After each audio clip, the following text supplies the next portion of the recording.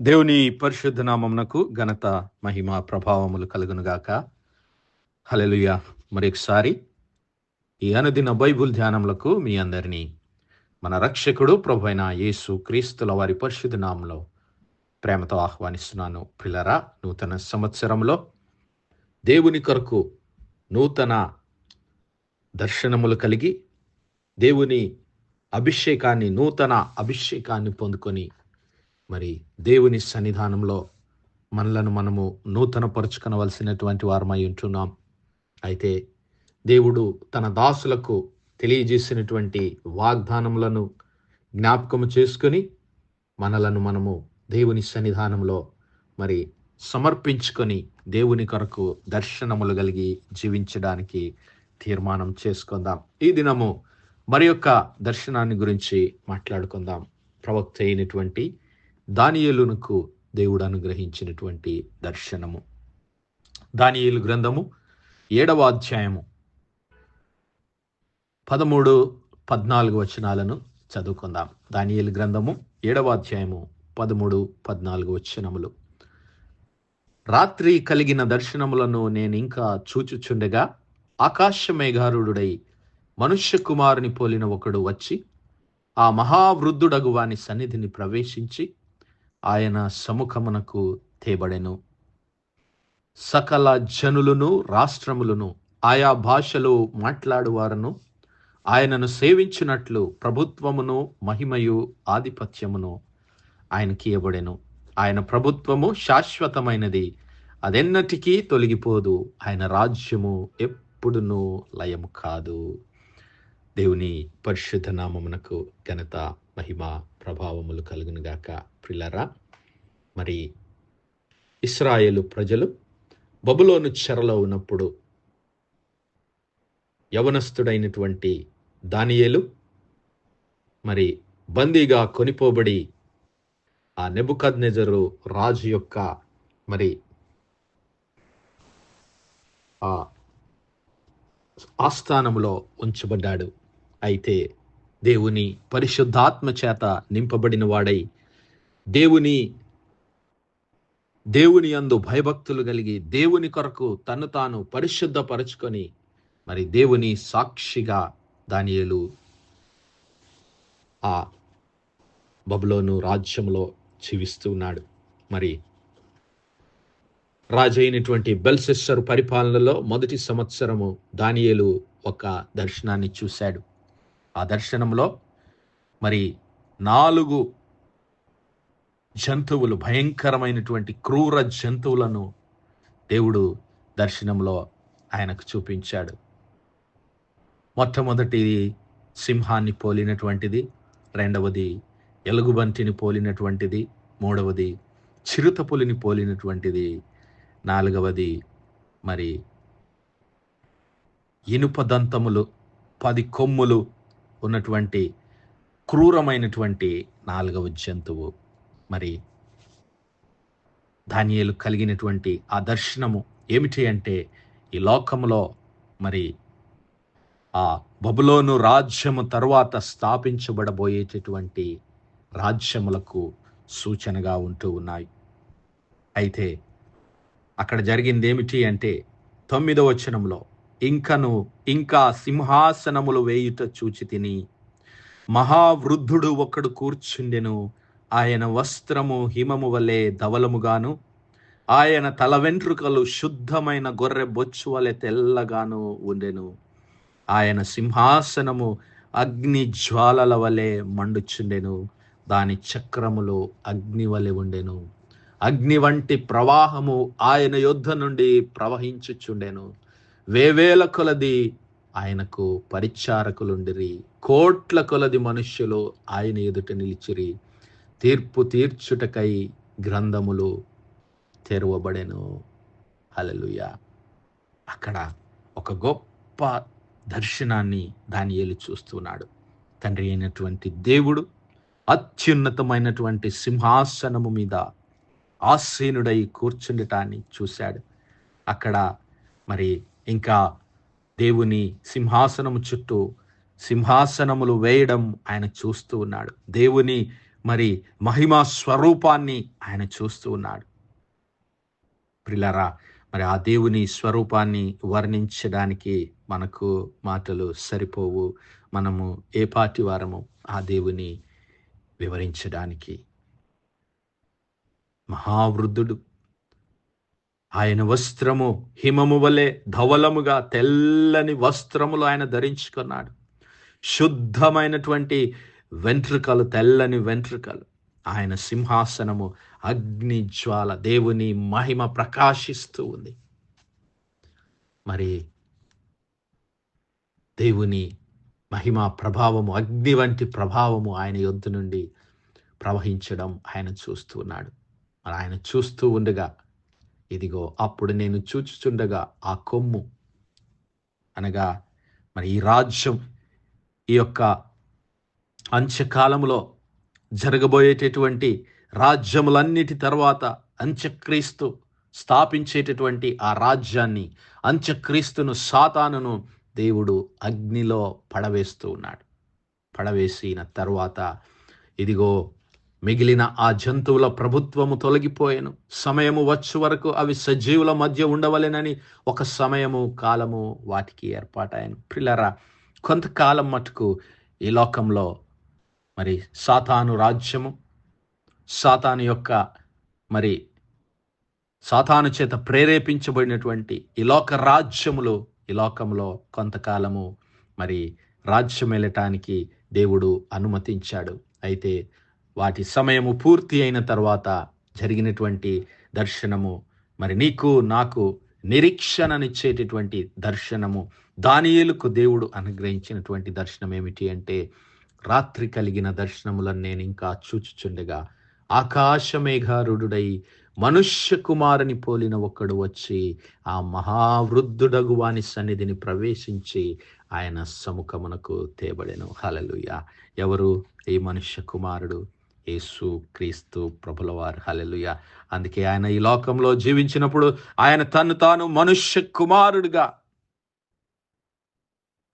ఈ లోకంలో ప్రకటించుకున్నాడు. ఆ మనుష్య కుమారుడు ఆకాశ మేఘారుడై దేవుని సన్నిధానంలోనికి తీసుకుని రాబడ్డాడు. దేవుని సన్నిధానంలోనికి తన మహిమగల సంఘమును ఆ క్రీస్తు ప్రభుల వారు తీసుకొని వచ్చాడు. హల్లెలూయా. సకల జనులను, రాష్ట్రములను, ఆయా భాషలు మాట్లాడువారును ఆయనను సేవించినట్లు ప్రభుత్వమును, మహిమయు, ఆధిపత్యమును ఆయనకి ఇవ్వబడెను. ఆయన ప్రభుత్వము శాశ్వతమైనది, అదెన్నటికీ తొలగిపోదు. ఆయన రాజ్యము ఎప్పుడునూ లయము కాదు. హల్లెలూయా. ఆ క్రీస్తు ప్రభుల వారు మరి స్థాపించబోయేటటువంటి రాజ్యము అది శాశ్వతమైన రాజ్యము. హల్లెలూయా. సమస్తమైనటువంటి మహిమ, ఘనతయు ఆయనకి ఇయ్యబడింది. ఆయన రాజ్యము ఎల్లప్పుడూ ఉండేటువంటి రాజ్యము. హల్లెలూయా. యెషయా ద్వారా దేవుడు ఆ వాగ్దానాన్ని అనుగ్రహించాడు. ఏలయనగా మనకు శిశువు పుట్టెను, మనకు కుమారుడు అనుగ్రహించబడెను, ఆయన భుజము మీద రాజ్యభారముండును. ఆశ్చర్యకరుడు, ఆలోచనకర్త, బలవంతుడైన దేవుడు, నిత్యుడగు తండ్రి, సమాధానకర్తయగు అధిపతి అని అతనికి పేరు పెట్టబడును. ఇది మొదలుకొని మితి లేకుండా దానికి వృద్ధియు క్షేమమును కలుగునట్లు సర్వకాలము దావీదు సింహాసనమును రాజ్యమును నియమించును.